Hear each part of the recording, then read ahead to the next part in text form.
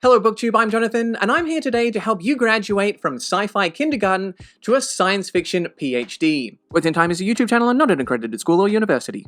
And in order to do that, I have selected 12 sci-fi books from 4 different categories.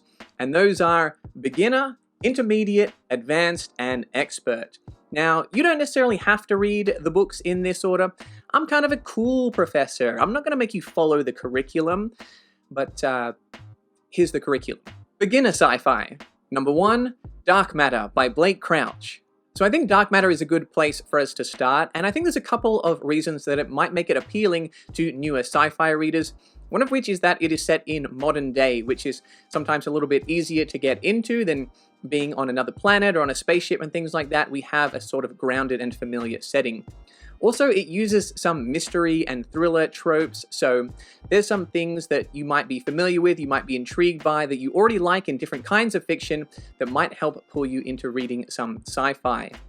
The next is that while it does use science, quantum physics is a core element of the book.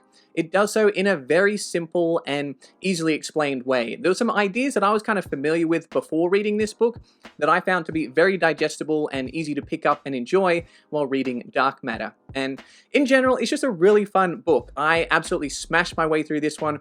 It's an absolute page turner. I gifted this one to my dad and he really enjoyed it as well. So whether you've read a lot of sci-fi or not much sci-fi, I recommend giving Dark Matter a chance, especially because it just came out on Apple TV Plus as well. So read the book, check out the TV series. I'm 7 episodes in, it's pretty good. It's written by Blake Crouch, so it's pretty faithful to the book. I still prefer the book, but I like the show as well, so now might be a good time to pick up the book. Number 2, Snow Crash by Neil Stephenson.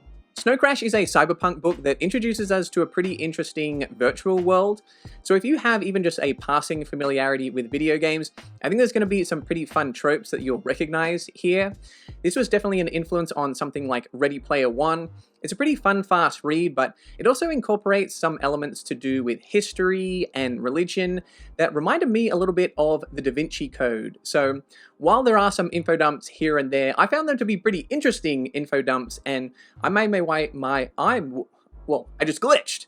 I made my way through this one pretty quickly and found it a little bit easier to read than some other cyberpunk novels. Even though I was a fan of them, I found them to be slightly tougher reads than this one, and it takes some familiar things from that subgenre and then packages them together in a slightly tongue-in-cheek way. So if you like a bit of humor with your science fiction, you might enjoy Snow Crash. Number 3, Sea of Rust by C. Robert Cargill. Sea of Rust blends the post-apocalyptic subgenre with robots. And if you read this one and it feels a little bit like a Marvel movie, that might be because the author was the screenwriter for the film Doctor Strange.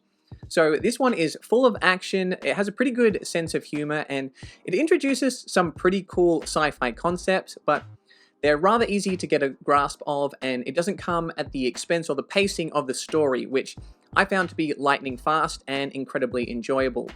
I personally might like to dive into those concepts a little bit more, but as an introduction to the genre, I think a pretty fun place to start is Sea of Rust. Alright, it's time now to graduate to intermediate sci-fi. Number 1, Spin by Robert Charles Wilson. Something I think Spin does really well is balance the character development with the big sci-fi ideas.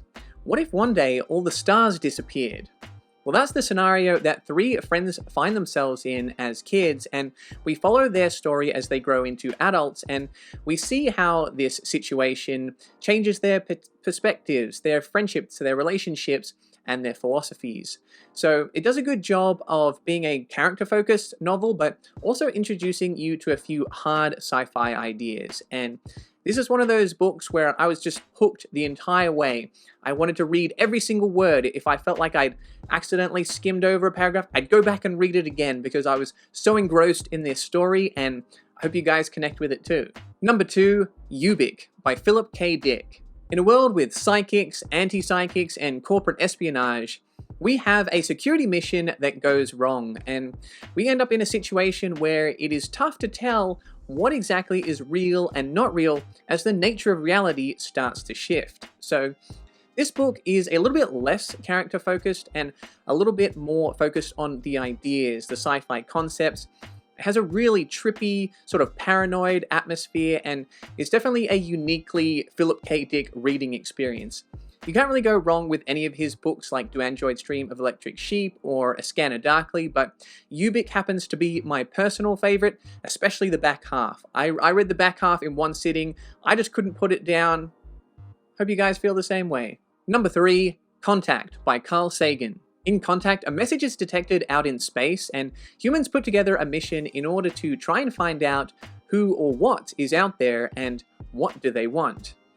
So through this mission, we have characters that approach the situation from a purely scientific perspective, and then others from a religious perspective. And I thought the book did a great job of having these characters interact and trying to find out maybe in what ways their views differ, and maybe in what ways they can actually coexist. This is a classic first contact novel that reminded me of some other books like Rendezvous with Rama and The Three-Body Problem.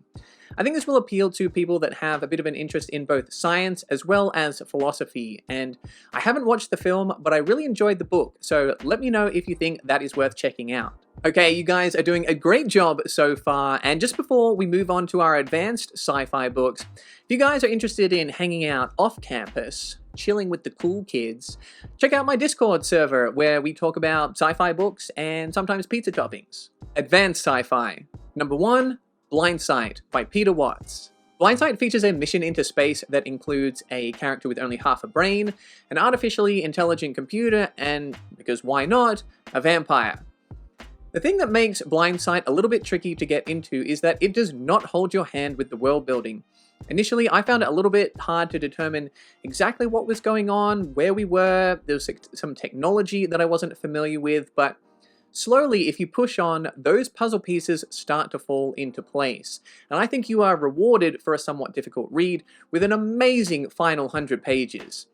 This book, even though it does have a vampire character, and you could call it horror, to me it was more of a cosmic horror.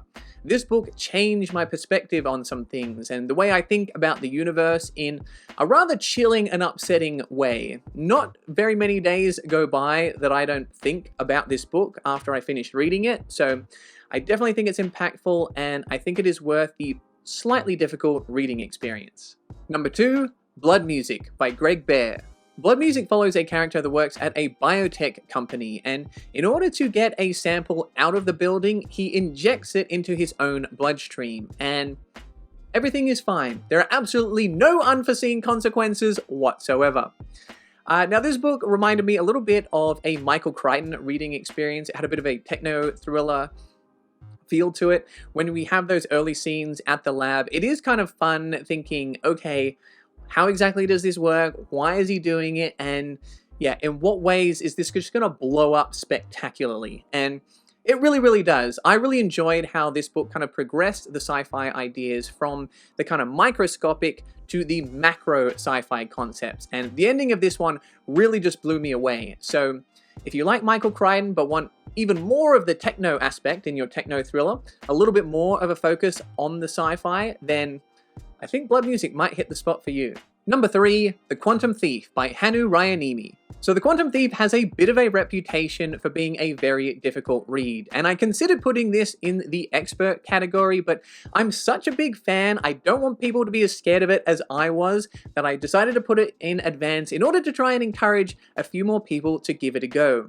Yes, the world building is complex, and yes, you're not going to understand all of the terminology, especially towards the beginning of the book, but there's just so much fun stuff going on here, and how I like to describe it is the anchor in the storm of all this sci-fi, quantum, futuristic, post-singularity, techno-trippiness is you have a detective and you have a thief. The thief is trying to pull off a heist, and the detective is trying to catch the thief. So that basic trope makes a really fun story seem a little bit more simple when you are able to focus on that rather than all the sci-fi craziness going around it. And then later in the book, when that sci-fi craziness starts to make a bit more sense, I think it really hits in a fun and rewarding sci-fi reading experience. I'm really high on this series. I want more people to give it a go. Even though I know it won't click for everyone, I think it's worth the try. And finally, we have expert sci-fi. Number 1, Diaspora by Greg Egan. Roughly 1,000 years in the future, descendants of modern-day humans exist in one of 3 forms, either as humans, robots, or digital copies that exist in a virtual reality. And Throughout Diaspora, Greg Egan tries to explore things like humanity, philosophy, physics, mathematics, aliens, God, all simultaneously. It's like he puts them all into a calculation and tries to crunch out a story and an answer for us. And if I were to try and explain Diaspora to you, it's one of those situations where I might be able to give you the right answer. Just don't ask me to show you my workings, because I definitely didn't follow along every step of the way, but it's definitely a very interesting and intellectually stimulating reading experience. I am a massive fan of Permutation City. It's one of my favorite books of all time, and while I enjoyed Diaspora, I have to say this one went a little bit over my head. So if you are looking for some pretty extreme sci-fi that are going to push the boundaries of your understanding, your imagination, this might be one for you. Number 2, Accelerando by Charles Stross. Accelerando is a cyberpunk novel split into 9 different stories, and those 9 stories have 3 different time periods: pre-singularity, singularity, and post-singularity. And this book just has an incredible level of imagination when it comes to a high-tech future society. I really enjoyed the look and the aesthetic of the feel of the first section. It has some classic cyberpunk tropes as well as some cool characters and fun dialogue. And as we progress through the timeline, we do get introduced to some bigger and better ideas. However, I will say I started to lose a little bit of touch with exactly what was going on. The level of technobabble was pretty high on the technobabble meter, but if you like that kind of thing, if you like seeing an author sort of push the boundaries of what can be imagined, what can be described in something that is just far beyond our current day technology, then Accelerando is definitely going to scratch that itch.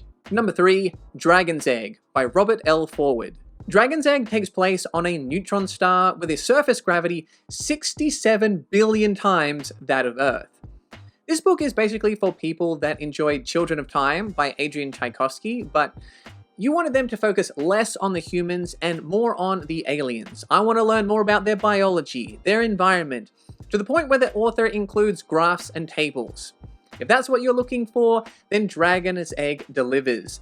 It definitely puts the science in science fiction, and while I enjoyed it and appreciated it, I would have liked a little bit more story. I would have liked a little bit more of the human interaction. I would have liked a little bit more of the concepts. But if you just want to throw all of that out the window and hit the science and hit it hard, you gotta read Dragon's Egg. So there you go, congrats on graduating from the Words in Time School of Science Fiction. I would play that Time of Your Life song by Green Day, but don't want to infringe on copyright, so perhaps we can all just stand in silence and imagine we're hearing the music play. There it is, that is your graduation. Please leave your cap and gown at the door.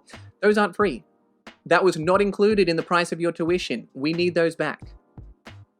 Thank you. Anyway, I hope you enjoyed this video. If you did, smash or just gently click the subscribe button.